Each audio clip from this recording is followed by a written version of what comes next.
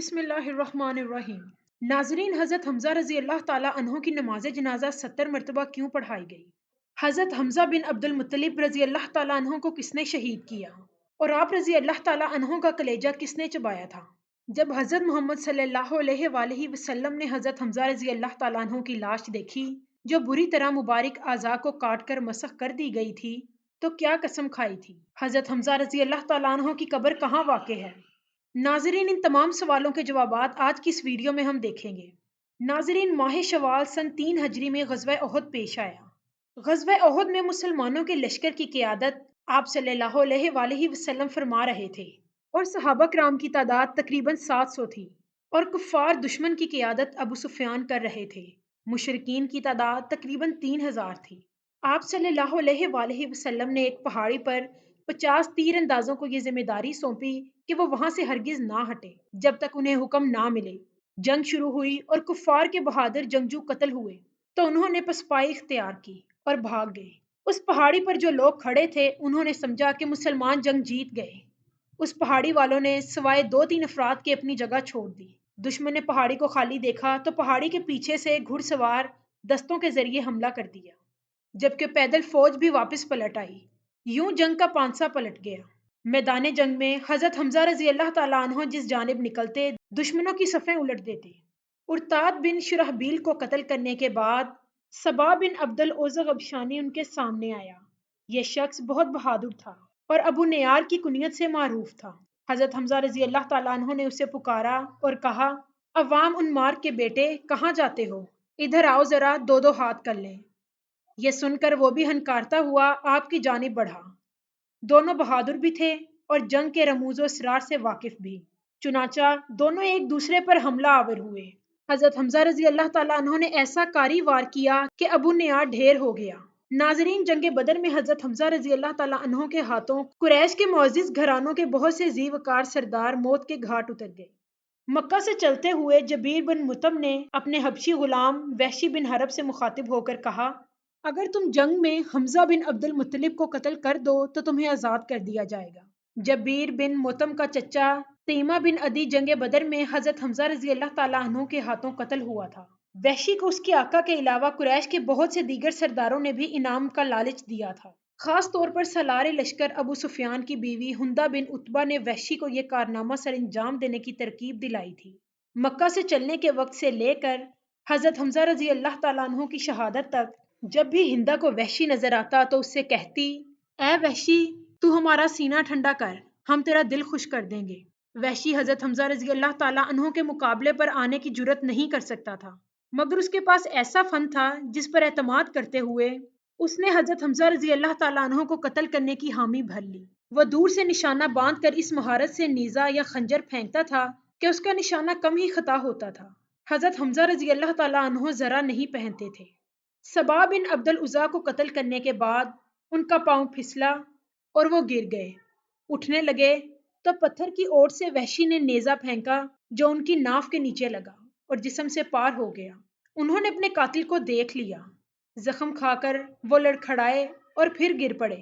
اس کے باوجود ہمت کر کے اٹھے اور اپنے قاتل کی طرف بڑھنا چاہا، مگر پھر گر گئے اور شہادت کے رتبے پر فائز ہو گئے۔ یوں حضرت حمزہ رضی اللہ تعالیٰ عنہ میدان احد میں شہید ہو گئے۔ حضرت حمزہ رضی اللہ تعالیٰ عنہ کی شہادت پر کفار نے بے پناہ خوشیاں منائیں۔ ہندہ نے حضرت حمزہ رضی اللہ تعالیٰ عنہ کی لاش کا مسئلہ کیا، ناک اور کان کاٹ لیے، پیٹ چاک کر کے جگر اور کلیجہ نکال لیا۔ جگر کے ٹکڑے چبانا چاہے مگر نگل نہ سکی۔ ناک، کان اور دیگر اعضائے جسم کا ہار بنا کر گلے میں ڈال لیا۔ وہ خوشی سے جھوم اٹھی اور اس نے فی البدیہہ اشعار کہے، ہم نے تم سے یوم بدر کا بدلہ لے لیا ہے اور ایک جنگ کے بعد دوسری جنگ کے شعلے تو بھڑکتے ہی ہیں۔ مجھے اپنے باپ عتبہ کے قتل پر اور اپنے بھائی ولید اور چچا شیبہ اور اپنے بیٹے بکر کی جدائی پر صبر اور چین نہیں آتا تھا۔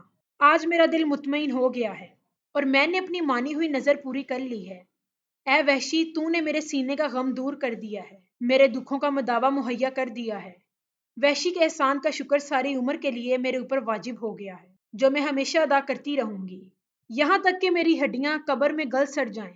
ہندہ بنت عتبہ کے اشعار کا جواب اس کی ہم نام صحابیہ حضرت ہندہ بنت اساسہ بن عباد رضی اللہ تعالیٰ عنہ نے دیا۔ جس کا ذکر ابن ہشام نے اپنی تاریخ میں کیا ہے۔ ان اشعار میں پہلا شعر یہ ہے: تو بدر میں بھی ذلیل و رسوا ہوئی اور بدر کے بعد بھی ذلت ہی ذلت تیرا مقدر ہے۔ اے بہت غیبت کرنے والے بڑے کافر کی بیٹی، حضرت حمزہ کی شہادت تاریخ انسانی کے ان واقعات میں سے ہے جن کو کبھی فراموش نہیں کیا جا سکتا۔ اس واقعے میں بغض اور کینہ کی بدترین مثال اور سنگدلی و شقاوت کا بدترین نمونہ نظر آتا ہے، اور صبر و استقامت اور تقوی بھی پوری عظمت کے ساتھ جلوہ افروز ہے۔ جنگ کے بعد آپ صلی اللہ علیہ وآلہ وسلم نے اپنے پیارے چچا کی لاش کے ٹکڑے میدان جنگ میں بکھرے ہوئے دیکھے تو آپ کی آنکھوں میں آنسو آ گئے۔ فرط غم سے آپ ایسے بے قرار ہوئے کہ تمام صحابہ بھی رونے لگے۔ آپ نے اپنے شہید چچا کی لاش سے مخاطب ہو کر فرمایا: اللہ کی رحمت تمہارے اوپر سایہ فگن ہو۔ تم رشتہ داروں کا بہت خیال رکھتے تھے اور ہر کار خیر میں سبقت لے جاتے تھے۔ اگر مجھے پھوپھی حضرت صفیہ رضی اللہ تعالیٰ عنہ کے غم و رنج کا خیال نہ ہوتا تو میں تمہارے جسم کے ٹکڑے یوں ہی میدان میں چھوڑ دیتا تاکہ انہیں درندے اور پرندے کھا جائیں اور تم قیامت کے دن انہی کے پیٹ سے اٹھائے جاؤ۔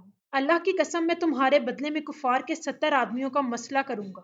آپ صلی اللہ علیہ وآلہ وسلم کے اس ارادے پر اللہ تعالیٰ نے آپ کو وحی کے ذریعے تذکیر کی اور قرآن مجید میں ارشاد فرمایا: اور اگر تم سزا دو تو ویسی ہی سزا دو جیسی تمہیں اذیت پہنچائی گئی، اور اگر تم صبر کرو تو بلا شبہ صبر کرنے والوں کے لیے صبر ہی اچھا ہے، اور تم صبر کرو اور تمہارا صبر کرنا خاص اللہ ہی کی توفیق سے ہے۔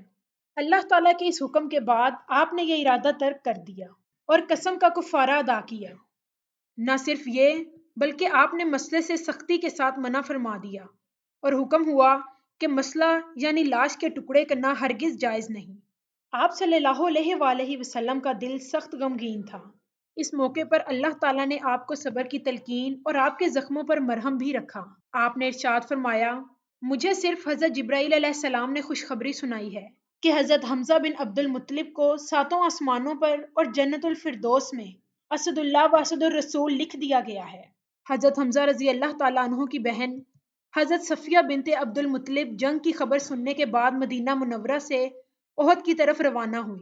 جب آپ صلی اللہ علیہ وآلہ وسلم کو پتہ چلا تو آپ نے حضرت صفیہ کے بیٹے حضرت زبیر کو حکم دیا کہ وہ انہیں میدان جنگ سے دور ہی روک لیں اور انہیں مدینہ واپس لے جائیں، کیونکہ اگر وہ اپنے بھائی کی مسلح شدہ لاش کو دیکھیں گی تو صبر کا بندھن ٹوٹ جائے گا۔ جب ان کے بیٹے نے انہیں واپس جانے کے لیے کہا تو انہوں نے فرمایا: میں اپنے بھائی کے بارے میں ساری خبر سن چکی ہوں۔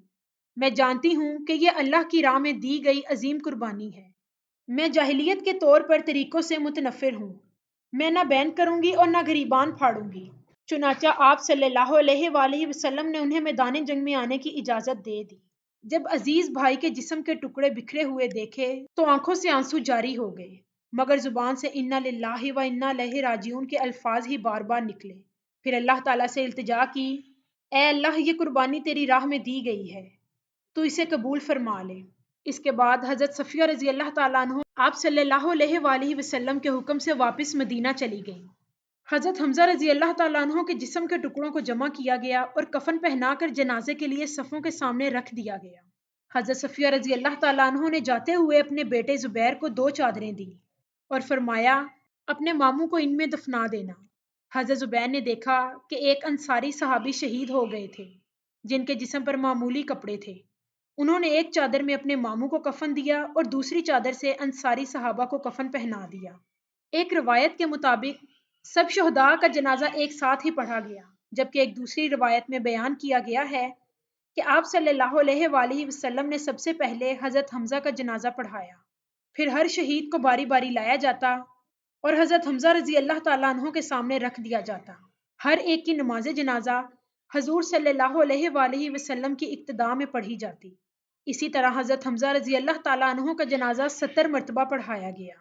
صحابہ کرام کو اجتماعی قبروں میں دفن کیا گیا، جبکہ حضرت حمزہ رضی اللہ تعالیٰ عنہ کو ان کے بھانجے عبداللہ بن حبش رضی اللہ تعالیٰ عنہ کے ساتھ ایک قبر میں دفن کیا گیا۔ بعض روایات میں آتا ہے کہ حضرت مصعب بن عمیر رضی اللہ تعالیٰ عنہ بھی ان کے ساتھ ہی دفن کیے گئے تھے۔ اس ویڈیو کو دیکھنے کے بعد یقیناً آپ لوگوں کے رونگٹے کھڑے ہوئے ہوں گے، مگر اس ویڈیو سے ہمیں یہ سبق ملتا ہے کہ ہر حالت میں ہمیں صبر کا دامن نہیں چھوڑنا چاہیے۔ ناظرین، امید کرتی ہوں کہ یہ ویڈیو آپ کو پسند آئے۔ ویڈیو کو لائک کریں، شیئر کریں اور ایسی مزید ویڈیوز کے لیے میرے چینل کو سبسکرائب کریں۔